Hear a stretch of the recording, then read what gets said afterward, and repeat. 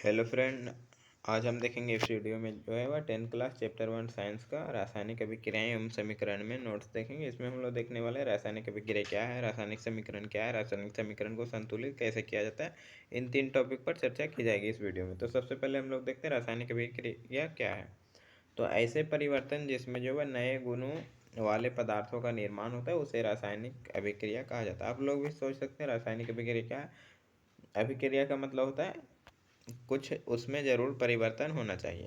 उदाहरण के लिए मान लेते हैं रासायनिक अभिक्रिया आम जीवन में लोग के पास कैसे होता है। तो भोजन का पाचन, यानी कि भोजन हम लोग खाते हैं वह पचता है तो वह कुछ दूसरे टाइप का रूप में बनकर निकलता है। जैसे कि श्वसन क्रिया, सांस लेने वाली, लोहे पर जंग लगना, तो लोहा था वह जंग लग गया तो यह कुछ ज़रूर परिवर्तन हुआ उसमें। मैग्नीशियम फीते का जलना, मैग्नीशियम फीते जो लालटेन में प्रयोग किया जाता है उसे कहा जाता है दही का बनना। तो दूध से दही बना, यानी कुछ तो परिवर्तन हुआ है, तो यही परिवर्तन को इसमें रासायनिक परिवर्तन कहा जाता है, यानी कि रासायनिक अभिक्रिया। तो आप लोग समझ सकते हैं कि रासायनिक अभिक्रिया क्या है। इस चित्र के माध्यम से भी देख सकते हैं रासायनिक अभिक्रिया क्या है।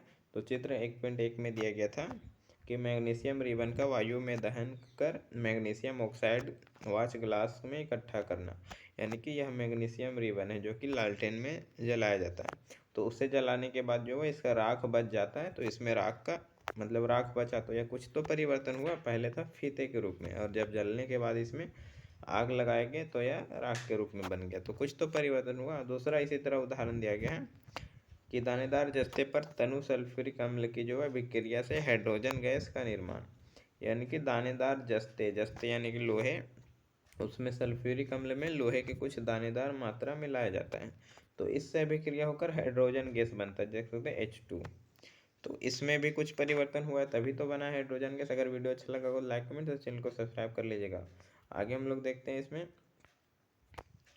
तो अगला आता है हमारा अभिकारक। इसमें कुछ समीकरण लिखने से, रासायनिक समीकरण जो है उसे लिखने से पहले कुछ बातें जान लेते हैं हम लोग।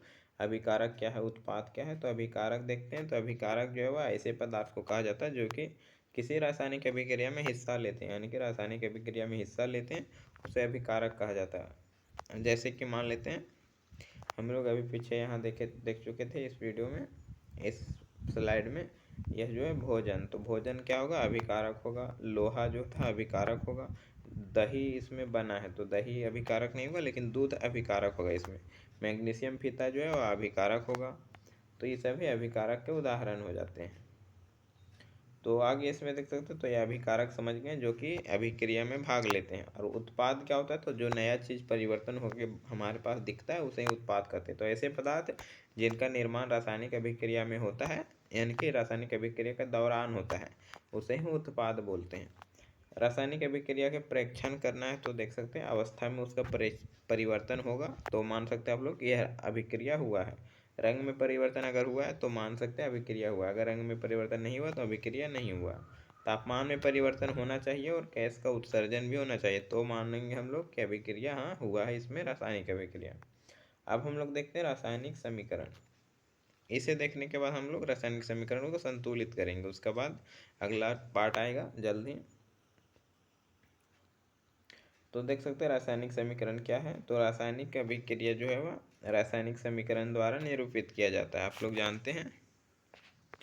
आगे देखें इसमें, तो रासायनिक समीकरण में जो है वह तत्वों के प्रतीक या फिर अभिकारक या फिर उत्पाद जो हैं उनके रासायनिक सूत्र जो है वह उनकी भौतिक अवस्था के साथ लिखा जाता है तो कहेंगे रासायनिक समीकरण है। रासायनिक समीकरण लिखने के लिए आपको क्या करना होगा, तो सबसे पहले इसके लिए रासायनिक अभिक्रिया होना चाहिए। रासायनिक अभिक्रिया होने के लिए अभिकारक होना चाहिए जो कि तत्व होते हैं शामिल, और उत्पाद बनना चाहिए, तो ऐसे रासायनिक अभिक्रिया कहेंगे। लेकिन उत्पाद और जो अभिकारक हैं इनके रासायनिक मतलब समीकरण के रूप में लिखेंगे, सूत्र के रूप में। जैसे कि लोहे का होता है जिंक, यानी कि फेरस, Fe होता है। इस तरह एल्यूमिनियम का Al होता है, मैग्नीशियम का Mg होता है। तो इस तरह से इसमें लिखा जाता है और उनकी भौतिक अवस्था के साथ, यानी कि वह ठोस के रूप में है, द्रव्य के रूप में है या फिर गैस के रूप में है। तो रासायनिक अभिक्रिया में आवश्यक परिस्थितियाँ जैसे कि ताप, दाब, उत्प्रेरक आदि को जो है तीर के निशान के ऊपर या फिर नीचे लिख सकते हैं। जैसे कि मान सकते हैं मैग्नीशियम प्लस ऑक्सीजन हो गया, और फिर इसके बाद यहाँ तीर का निशान देना और फिर लिखना है मैग्नीशियम ऑक्साइड, यानी कि मैग्नीशियम और ऑक्सीजन। तो इसका हो जाएगा Mg प्लस ऑक्सीजन का जो होगा O2 होगा। ऑक्सीजन को O2, तो ये दोनों मिलकर क्या बनेंगे, मैग्नीशियम ऑक्साइड, MgO बनेंगे। तो यार मैग्नीशियम ऑक्साइड है, तो यार ये दोनों मैग्नीशियम ऑक्साइड हो गया अभिकारक और मैग्नीशियम ऑक्साइड जो है वह उत्पाद हो गया। मैग्नीशियम ऑक्सीजन अभिकारक और मैग्नीशियम ऑक्साइड उत्पाद हो गया। तो यहाँ तीर का निशान दिया गया और तीर के निशान के ऊपर या फिर नीचे ताप, दाब आदि वगैरह को लिखा जाता है। अगला हमारा है इसमें रासायनिक अभिक्रिया को संतुलित करना। अब हम लोग देखेंगे इसे संतुलित कैसे करेंगे। तो द्रव्यमान संरक्षण का नियम कहता है, 9th क्लास में पढ़े होंगे, कि किसी भी रासायनिक अभिक्रिया में द्रव्यमान का ना तो निर्माण होता है और ना ही विनाश होता है, इसे द्रव्यमान संरक्षण का नियम बोला जाता है। रासायनिक अभिक्रिया के पहले अभिकारक जो होता है और उसके पश्चात जो उत्पाद बनता है उसके प्रत्येक तत्व के परमाणु की संख्या समान होनी चाहिए। तो यह द्रव्यमान संरक्षण का नियम के अनुसार जो है वह संतुलित कहा जाएगा रासायनिक अभिक्रिया। अब हम लोग देखेंगे इसे संतुलित करेंगे कैसे। तो इसे संतुलित करने के लिए चरणबद्ध तरीका से हम लोग संतुलित इसे करेंगे। प्रत्येक स्थिति में एक एक करके स्टेप बाय स्टेप करेंगे। पहला चरण में संतुलित क्या करना है हमको, तो एक समीकरण दिया होगा कुछ इस टाइप का, जैसे कि Fe है फेरस लोहा प्लस H2 हाइड्रोजन ऑक्साइड जो कि या फिर जल बोल सकते हैं। तो इसका मिलके बनता है Fe3O4 यानी कि ferrous oxide plus hydrogen H2। यह दो अभिकारक थे और बाद में भी, तो यहाँ देख चुके आप लोग कि इसमें एक फेरस अभिकारक के रूप में था, दूसरा था जल, और इसके बाद फेरस ऑक्साइड बना पहला और दूसरा बना हाइड्रोजन गैस। तो दो अभिकारक थे और दो उत्पाद का निर्माण हुआ। तो इसे हम लोग संतुलित कैसे करेंगे, तो संतुलित करते समय जो है बॉक्स के अंदर कुछ भी परिवर्तित नहीं करना है, यानी कि इन्हें बॉक्स के रूप में बना लेना है जितने भी अभिकारक उत्पाद हुए हैं उन्हें, और इसमें कुछ भी अंदर में लिखना नहीं है आपको। अब अगला स्टेप हम लोग देखते हैं क्या करना है। तो चरण 2 क्या है कि समीकरण में उपस्थित विभिन्न तत्वों के परमाणुओं की संख्या को नोट कर लेना है। पहला तत्व था फेरस Fe था, जो कि अभिकारक के परमाणुओं की संख्या की तरफ 1 था और उत्पाद के परमाणु की संख्या की तरफ 3 था। यहाँ देख सकते हैं फेरस जो है, फिर से देख लीजिए, फेरस Fe के पहले कुछ नहीं तो 1 हुआ, और इसके बाद जो यह तीर के बाद जो उत्पाद कहलाता है, तो इधर Fe3 है तो 3 हो गया इसका, और इधर Fe1 था तो 3 और 1 लिख लिए हम लोग सीधा से। इसी तरह हाइड्रोजन उत्पाद के पहले जो था, यानी कि अभिकारक में 2 था और उत्पाद में भी 2 थे, यानी कि यह संतुलित है, इसे करने की जरूरत नहीं। ऑक्सीजन जो है अभिकारकों की तरफ 1 है और उत्पादों की तरफ जो है वह 4 है, तो इसे भी संतुलित करना है और पहला को संतुलित करना है। तो कैसे करेंगे संतुलित, अब हम लोग अगला स्टेप देखते हैं। तीसरा क्या है, तो तीसरा स्टेप है कि सबसे पहले परमाणु जो होता है अधिक परमाणु वाला तत्व उसको अभिकारक या फिर उत्पाद कहीं भी हो सकते हैं उसे अनुचित गुणांक लगाकर संतुलित करना है, यानी कि जिसमें सबसे ज़्यादा हो, चाहे अभिकारक में हो या फिर उत्पाद में हो, सबसे पहले उसे संतुलित करेंगे।